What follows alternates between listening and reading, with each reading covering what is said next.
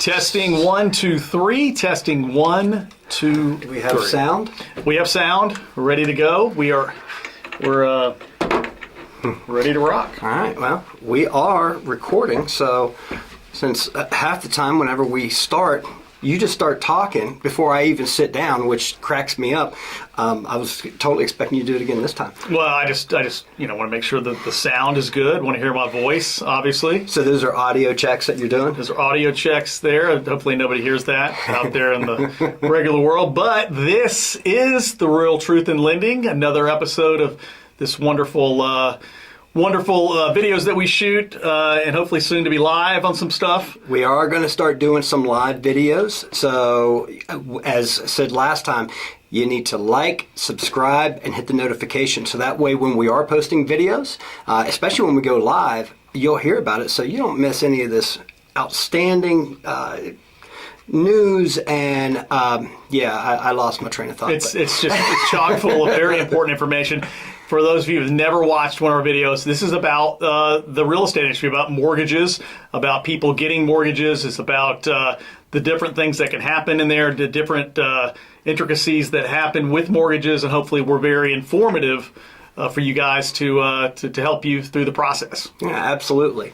And, I thought that you had a good story I wanted to get into, but before then, just maybe briefly just touch on the fact that, these loan limits have continued to now kind of come into place with, we now know exactly what it is for conforming and exactly what it is for FHA. And FHA is going to be, I think that's going to be a big one for a lot of people because even in Metro Atlanta, it's 470,000, and that's almost unheard of. I think I said in the last video what it was when I first started in the industry on conforming. I think it was a little under 200. Mm-hmm. FHA was far below that back then, back in the olden days of this business. So it's pretty incredible where we're at. It speaks highly of where we are at home values. It really does. Which is really good. Mm-hmm. But enough about that. Let's talk about, you had a cool story, and it's one that I think a lot of people can relate to. Yeah, so my wife is a loan officer.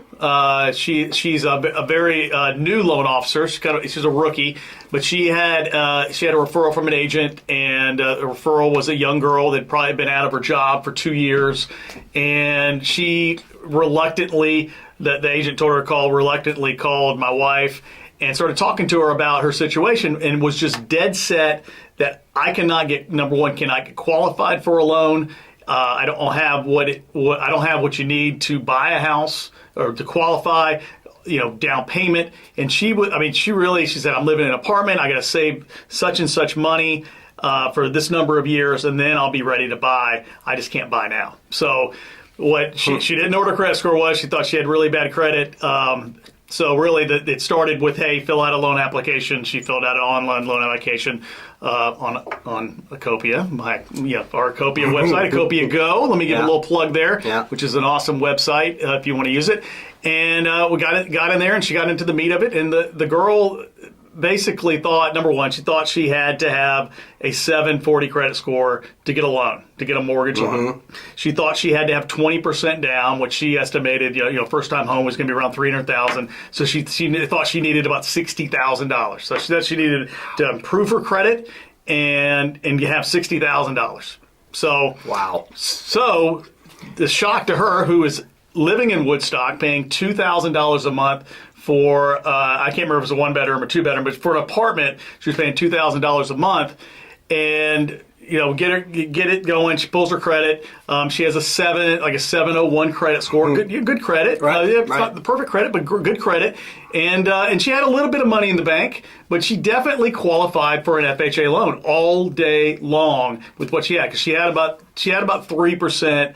I think she could get a little bit more from mom. Yeah. But the payment was lower what she was paying on the house she was looking at on an FHA loan, and she had just the minimum down payment of 3.5%.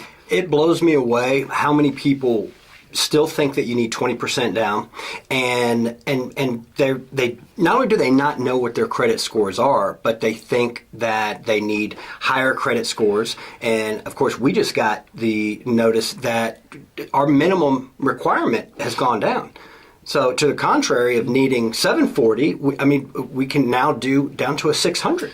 Yeah, down to 600, and that's just amazing down there. You probably don't want to do much below that, because when you start getting below that, there's a reason why their credit is, if it's in the 500s, there's a reason. You work very hard to get good credit, and some people work very hard to get bad credit.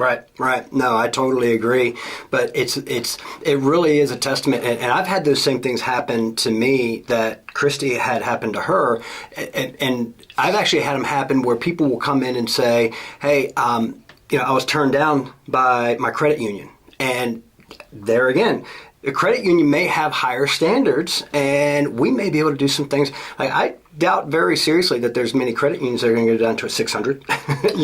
No, your banks are going to be, they're going to handpick. They're going to cherry pick the people they want to put in their portfolio, especially a credit union. Mm-hmm. They probably are requiring a pretty good down payment on a loan there. They got full portfolio of loans that are 20% down, or at least a bigger down payment and higher credit. That's what they'd like to build it, because they're going to keep those loans on the books. Right. So a bank, or even the banks, some of the banks are not as willing to go deep on credit score, or sometimes just qualifying requirements, ratios, anything that's involved in that, as much as maybe somebody like our company would. Mm-hmm, mm-hmm. So what's some good kind of food for thought for people who basically they just don't know? They don't know what their credit is, and they don't really know how much money is needed or any of that. Well, I would tell you that, shameless plug here, call us, get on Ecopia Go, and fill out an online app. Takes about 10 minutes to get your credit pulled. Doesn't hurt to pull your credit. That's another big misnomers. People think their credit score is going to go down if somebody pulls for a mortgage, or if multiple people pull for a mortgage. You can definitely do that and find out first where you're at credit wise, and then a professional like Craig can walk you through it and show you at least what you can afford before you go out and get in the car with somebody, or before you even click on the realtor.com and start dreaming about something that either you can't afford or you can't afford. You don't want to get into that first. First, you want to go in there knowing what you can do. Absolutely. And I think that's the key is it takes 10 minutes. It's really not a difficult process for someone like myself, or for any lender who is worth its salt. They can just go in there and go, okay, credit, check, income, so debt ratio, and how much cash do we have for down payment, and then start trying to figure out what's going to be the best loan for the person. But it's really not as complicated and as difficult as what people think.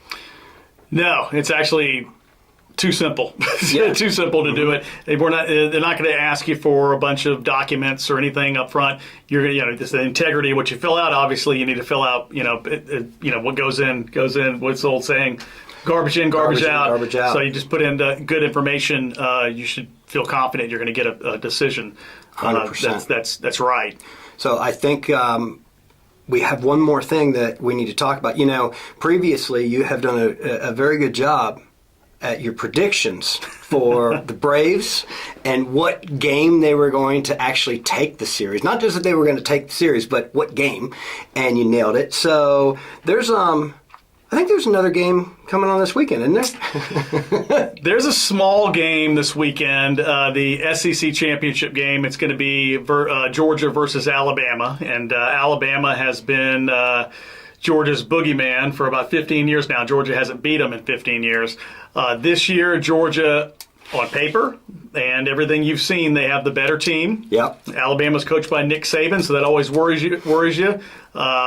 They have a great offense. Their defense isn't as great this year, and it shows based on like teams that each team has played.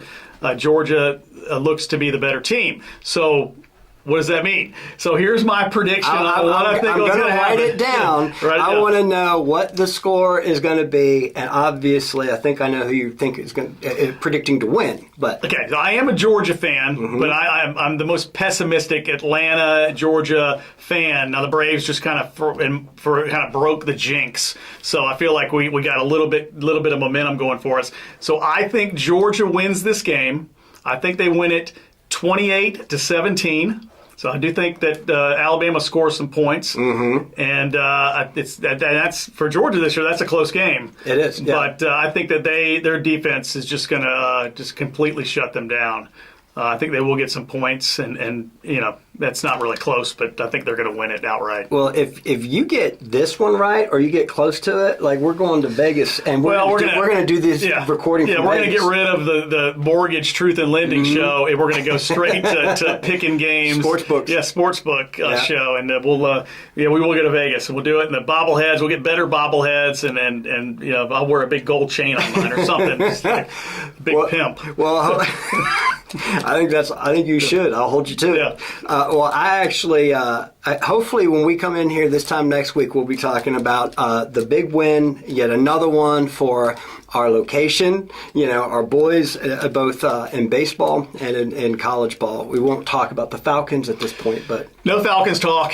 We will totally talk about the big win, and circling back around what we talked about at the beginning, the big win for somebody that is renting and doesn't know they can own is to buy a house. This girl, Susan, that was talking to my wife, she is going to be buying a house, and she's going to stop paying $2,000 rent, and she's going to be getting a homeownership. So do it now. Don't wait a year from now. Rates are probably going to be in the 4s a year from now, and the values are going to be, maybe they might be 6 to 10% higher a year from now. That could affect qualifying. So, absolutely.